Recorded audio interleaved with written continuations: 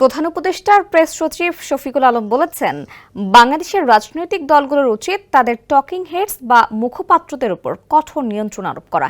তিনি বলেন, দলের হয়ে কথা বলার জন্য প্রয়োজন সুশিক্ষিত, চতুর ও দক্ষ মুখপাত্র।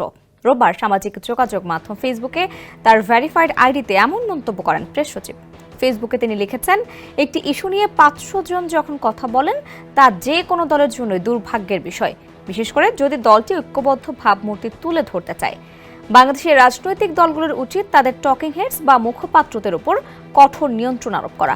বিভিন্ন পর্যায়ে নেতাকর্মী যখন টিভি টকশোতে গিয়ে বা সামাজিক যোগাযোগ মাধ্যমে খোলামেলা মনোভাব প্রকাশ করেন, তখন তা শুধু বিশৃঙ্খলা ও অসামঞ্জস্যতার ছবি তুলে ধরে। RICL TMX, যুগের পর যুগ স্থাপনা থাকে মজবুত। এতে লাভের চেয়ে ক্ষতির আশঙ্কাই বেশি। প্রতিদিন এ ধরনের বক্তব্যই সামাজিক মাধ্যমে দল বিরোধী সমালোচকদের হাতে নতুন অস্ত্র তুলে দিচ্ছে।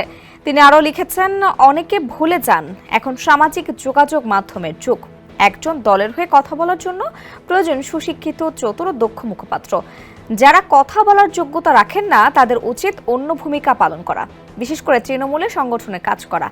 ট্রাম্প প্রশাসনে 1 ডজনেরও বেশি গুরুত্বপূর্ণ কর্মকর্তা ছিলেন সাবেক সাংবাদিক।